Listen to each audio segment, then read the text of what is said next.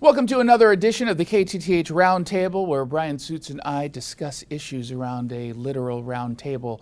I'll start this time because we've got the news that Manka Dhingra, the state senator from Redmond, very, very far to the left, very, very anti-police, she has announced that she is running for the attorney general position. And we're kind of in a weird, hopeful place where we've got several positions that are now going to be open. Is she a lawyer? That Republicans can take on. She's a former prosecutor with King County, but she's also the person who is pretty much singularly responsible for not getting rid of the police pursuit bill, the ban on police pursuits, using false data to push her position, and even after it was proven to be false, continued to use it. She's someone who I think is considered mainstream, certainly by the media, and I don't think they're going to fairly cover her in the sense of like telling us how far to the left she is. Yeah, anti-police attorney general, so she'd fit right in. Yeah, but that's the problem, right? I think the one time where I think that maybe the Democrat versus Republican policy, schism doesn't actually apply here, because it is the top legal position for the state, and you've got someone who, at a time where there's record high crime, is taking a position that's more in line with the criminals than they are with the victims. And it seems like it would be really easy to counter message her by just simply using the daily headlines.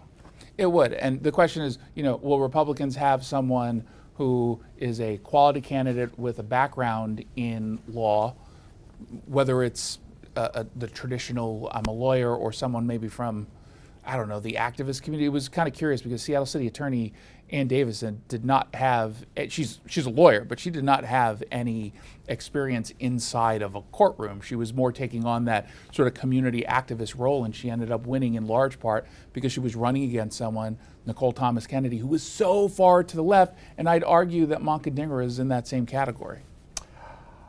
And Bob Ferguson teaches us one thing, if anything, and that is not a, what would you call it? Not a low-profile job in the state of Washington. Well, it's as low or high profile as the individual will make it, and obviously Bob Ferguson made it into a high-profile gig because he was running for governor the second that he won that race. Yeah.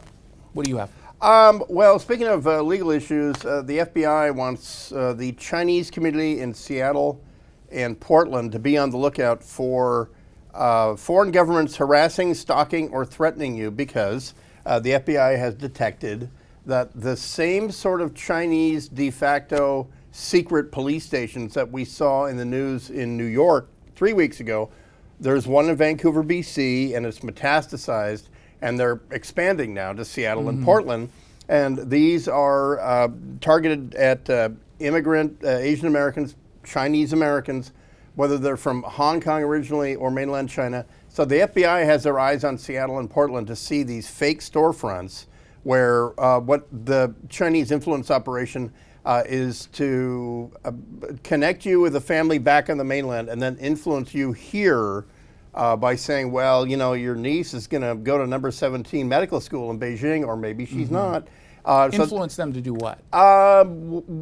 Whatever, if they have a connection to Boeing or a connection anywhere at the UW Research, they're targeting To take secrets, basically. Yeah, Chinese Americans that work in medical research at the UW are particularly vulnerable to this, because that's what they're doing at UC Davis, UC Berkeley, and they have a playbook. We know it now, so there's no excuse, but the FBI is on it here in Seattle and Portland.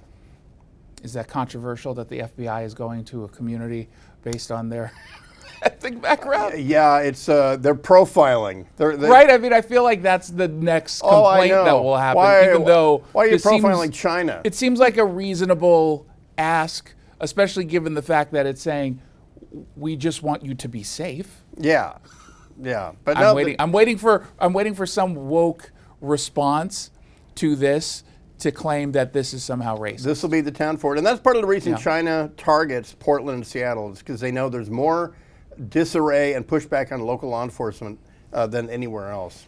Well, not on this show, not on this round table, and we'll see you next week.